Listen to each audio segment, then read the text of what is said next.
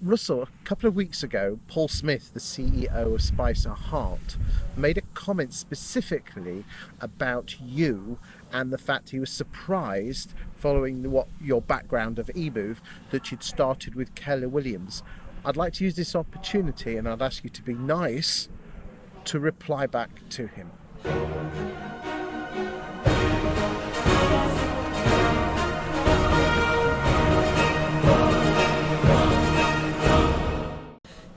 He mentions me a lot in his columns. He writes for Property Industry Eye every few weeks. He's mentioned me in dispatches a number of times. I think he likes me, actually. I was a bit surprised. And what he was talking about was that he doesn't believe in the Keller Williams model. He believes in the old-fashioned model, the one that's been tried and tested since 1876 or whenever. So I'm surprised that he's surprised that people like myself, Anthony and Mark, that have kind of been through the ins and outs of traditional agency, online agency, we've understood the technology that's gone with the latter and all of the marketing and so on. I'm kind of surprised that he's surprised that he doesn't understand and realise that Keller is the kind of the ultimate solution. That's a terrible phrase to use, isn't it? But you know what I mean. Okay. In history, that's not a good thing. But I think it is the ultimate solution. Yet you would say that because you've signed up. Yeah, no, of course. But look, I didn't sign up, just one afternoon glibly. We spent 6 months doing DD on each other. So Ben Taylor and us on the Keller Williams. Because they were quite brave to take you on, being outspoken as you are. Well, look, they want people with experience. They want people with a profile. They want people that can recruit agents. Look, I'll tell you, we're only 2 or 3 weeks in, and the job that Claire Reddings and Mark Reddings are doing in our market centre in terms of, they have not stopped seeing agents. So do you think there's a demand out there? Massively, in terms of saying to the agent, we'll support you. You can earn really proper money, and you can do it without having to invest loads of money, although it is your own business. You don't have to invest loads of money in it up front. What we're seeing is there's huge demand.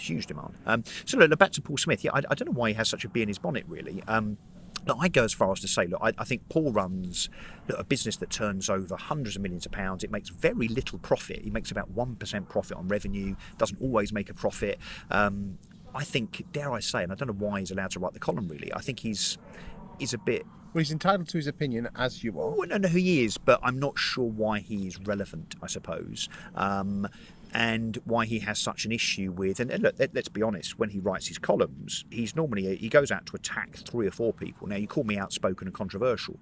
I don't go out to attack. I might defend myself and be kind of playful and jocular and witty in my response, sometimes, caustic. But Paul seems to take it upon himself, maybe it's his way of doing PR, where he attacks individuals. So he's always attacking Purple Bricks, Countrywide, me. Did Leaders Romans last week.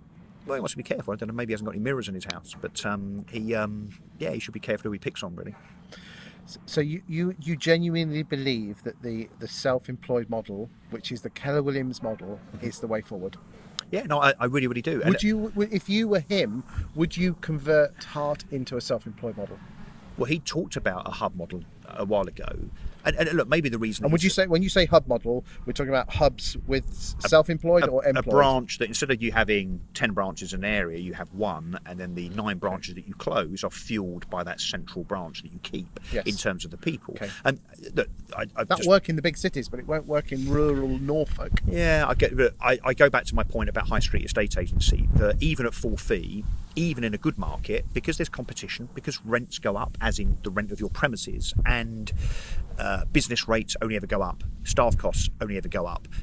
It's being squeezed to at the point of being unsustainable, which is why LSL have chosen to close 150 branches, why Countrywide, by way of death by 1,000 cuts, are closing branches on a weekly and monthly basis and trying to keep it quiet.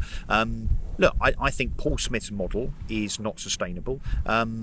And, rather than criticising anybody and everybody else that tries to do something that's not the same as it was done 250 years ago, perhaps be a little bit more open-minded and circumspect, perhaps. Well, I'm going to be interviewing Paul later in the year, and I'm sure he will have time to respond to you in that video. I look forward to watching it very much. Cheers.